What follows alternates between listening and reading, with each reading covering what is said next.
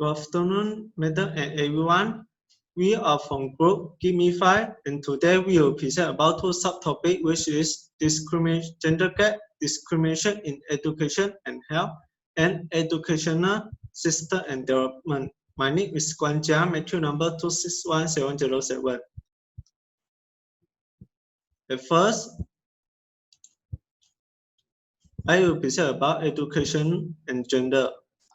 As we know that in this world, education for female already become a popular issue in many countries for so many years. Young females are less educated than male in most lower income developing countries. Although the youth literacy is now much higher than it was as recently as 1990, but still a larger gap between female and male. This figure shows that the youth literacy rate of most regions, the female literacy rate still lag behind male in some of the region. Females still are the majority that can't attend to school in developing world. The educational gap is larger in less developing countries in Sub-Saharan Africa, such as Niger, Mali, Guinea, and Benin. Here are the two examples of countries in South Asia, which is India and Pakistan. The adult literacy are lower than the young generation in both countries. Although the percentage of literacy can't get 90% above, and females still lower educational than male, but you can see that the young generation get more education than the old one. In the project, Millennium Development Goal (MDG) had set goal promote gender equality and empower women to eliminate gender disparity in primary and secondary education, preferable by 2005 and at all levels by 2015. But still many countries can't achieve it. In lower and medium income countries, still only majority female become college students, where the higher income countries significantly higher and growing share of female than male in university now. And there are three reasons that expanding educational opportunity for female are economically desirable to close the educational gender gap in NDG. The first is, women also carry a heavy burden of poverty. Any improvement in their role and status with education can have an important impact on breaking the vicious cycle of poverty and inadequate schooling. Second, the rate of return on women's education is higher than on men in the most developing countries. For example, if fewer girls enroll, the next girl to enroll are likely more talented than boys in average. And thirdly, education increases their productivity, earning, and greatly improves child health and nutrition. Education on women can directly increase their knowledge so that they can help child survive, nutrition, education, and indirectly by making possible higher earning for the family. Thus, it can benefit the next generation as well. Next, health and gender. Girls also face discrimination in healthcare in many developing countries. As an example, in South Asia, studies show that the family are more likely to take a young boy than girl to a health center. Second, women are often denied reproductive rights, no matter it's legal or not. And third, health spending on men is often substantially higher than that on women, and health decisions are also made by their husband. This shows that the women have and men have inequality on that. And the second issue is about female genetic mutilation or female genital cutting. This is a health and gender tragedy. Most happen in South Africa, Sub-Saharan Africa and the Middle East. They think that this is a traditional culture in those local countries. They think this is a good sign for the woman who do this practice, so that it can avoid the preserver resulting dishonors to the daughter and her family and avoid lost marriage ability. But unfortunately, the truth is it is a very horrible and dangerous practice for the female. The country like Middle East and South Africa, they are lower medical condition. So this will cause us damage and painful for the female to do this practice. So we need to stop this. To stop this agenda, it is important to have a commitment in family and help of organization to stop it. So this is all for me. Thank you.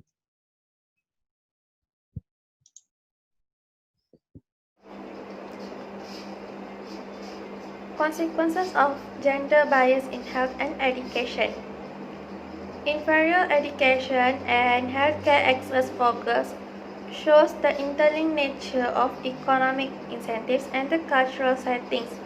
In many parts of Asia, boys provide future economic benefits, such as support parents on their old age, possible receive dowry upon their marriage, and continue to work in farm on their adulthood. In contrast, many girls may require dowry upon their marriage, often in a young age, and move to village of a husband's family and be responsible to take care of a husband's family.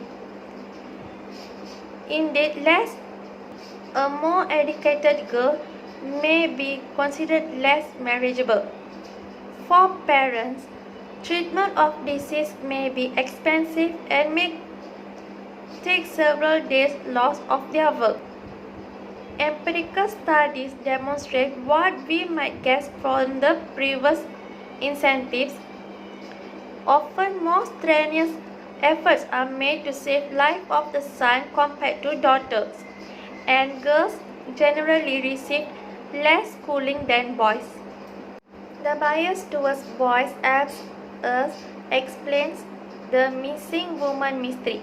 In Asia, the United Nations has found that there are far fewer females as a share of the population than would be predicted by the demographic norms.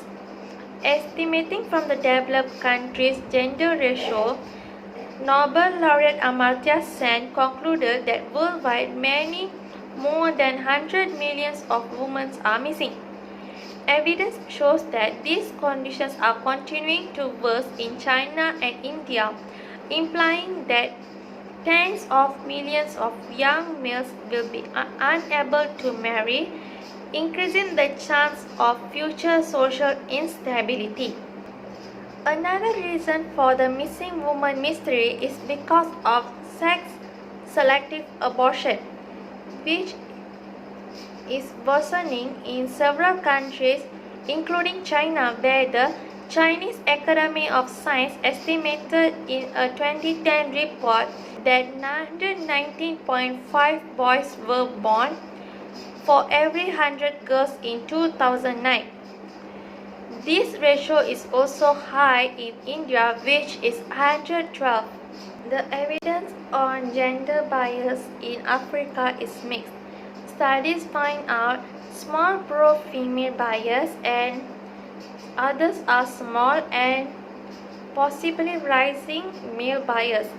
So, that figure 8.5 shows the estimated percent of women missing in 5 Asian countries. Greater mothers' education generally improves the prospect for both sons and daughters' health and education, but apparently even more so for girls. Taken together, the evidence shows that Increase in family income do not automatically result in improved in health status or educational attainment. There is no guarantee that higher health or education will lead to higher productivities and also incomes. Hi, my name is Tan Hui Ying. My matrix number is 262794. I will continue our presentations with the topic Educational System and Development. In this topic, there are two fundamental economic processes in economy and employment, which is the first one is the interactions between economically motivations, demands, and politically responsive supply. And the second one is the importance between the social and private benefits and the cost of different level of education and the effect of those different educational investment strategy.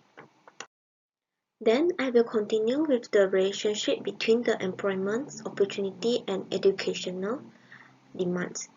On the demand side, it will depend on the primarily private benefits of education, which means the educational cost that can bear by a family or a students.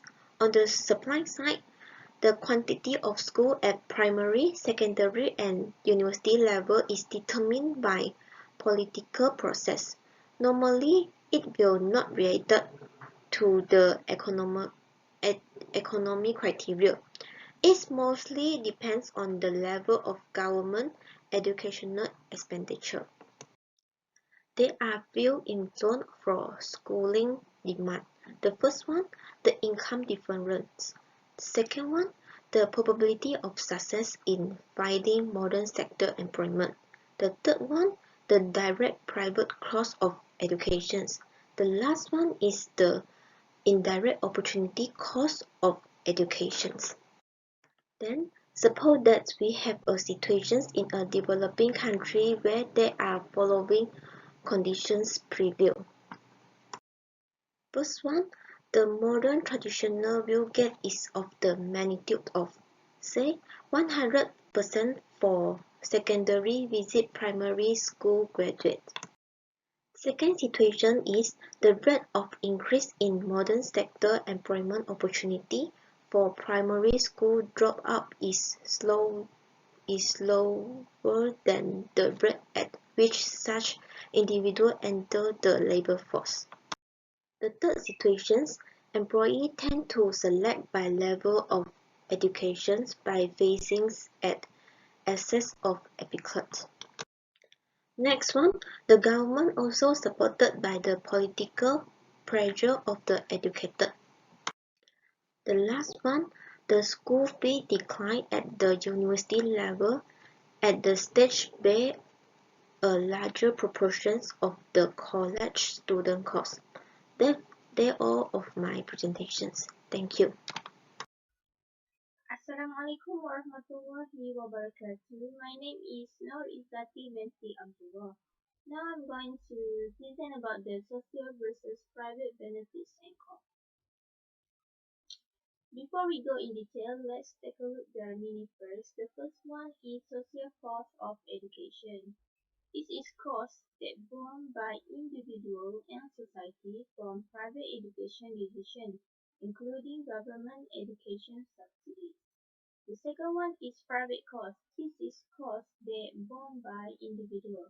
So in this topic, private cost is the cost that borne by student themselves. The third one is private benefit. This is benefits that receive directly to an individual economy.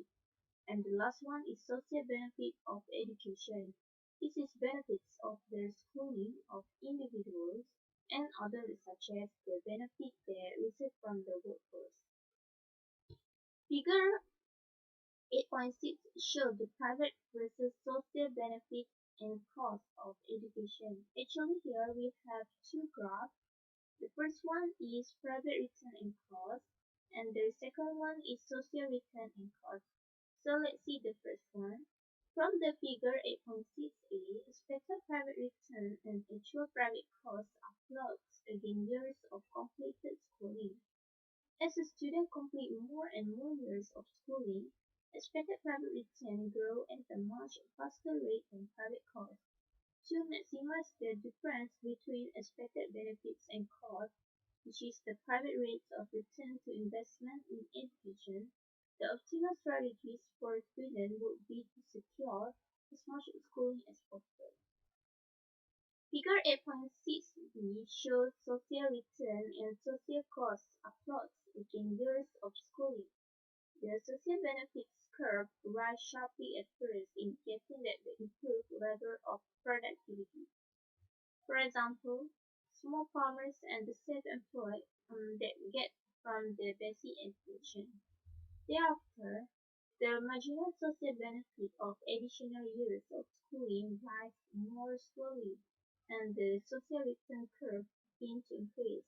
By contrast, the social cost curve shows a slow rate of growth for early years of schooling, which is from the basic education, and then a much more rapid growth for higher level of education. Figure 8.6 also illustrates the conflict between optimal private and social investment strategies. This is conflict that will continue to exist as long as private and social valuation of investment in education as students climb the educational ladder with the highest subsidy at the highest level of education. This is commonly dominated by the elite society. So this is one of the reasons why we must also consider the structure and pattern of the economic growth and its distribution implication that who will get more benefit from this. So that's all from me. Thank you. Okay, Assalamualaikum warahmatullahi wabarakatuh and good evening everyone. My name is Hazleena. My metric number is 264424 and I would like to present about the distribution of education. Developed countries has ensured greatest education benefits are available in the economy for the high income group as well as the low income group, both in urban and rural areas. Based on the Lorenz curve for education in India and South Korea, comparisons were made using data from 1990. By analogy of the Lorenz curve, it shows the cumulative proportion of population is on the x-axis and the cumulation proportion of the school years on the y-axis. Throughout 45 degrees of equality, all individuals in the economy will have the same number of school years. For example, each individual will spend 8 years of their basic schooling, but none will be able to start secondary education. In a very unequal economy, it is likely that many people will not have a school years at all, while a small number may have earned a PhD from the foreign university. The closer Lorenz curve to the 45-degree line, the more the distribution of education equation. As can be seen from figure 8.7, South Korea has a more equitable distribution of education than India.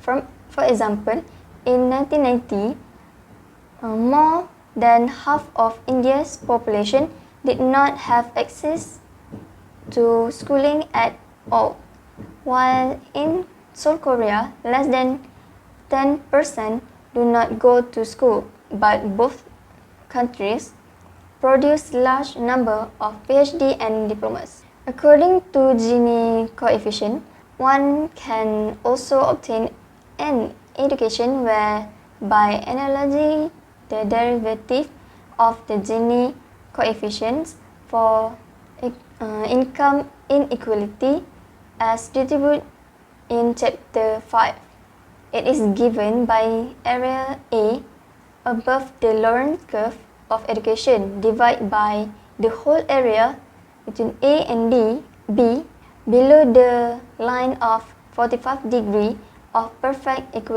equation. As you can see from the graph, India has a much higher educational inequality as measured by Gini education, which according to Gini is 0.69 than that done by South Korea, which is 0.22. Educational inequality tend to decrease as the average year of education of the population increase. Even so, for some reason, the average school years for some countries like Sri Lanka managed to access a relatively equivalent education, and other like India managed to access the relatively unequal.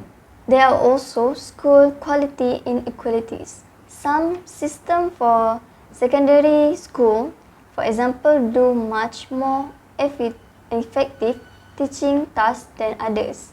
The quality of education is higher in low-income countries, where Europe is higher than in Africa. However, more likely the difference in the quality of higher education in countries like Mali, where elite schools offer excellent college preparation, while many rural public schools may have only one textbook for every 5 or 6 students. Although the quality varies from school to school in developed countries as well, the average difference is not too extreme, as is the case in developing countries.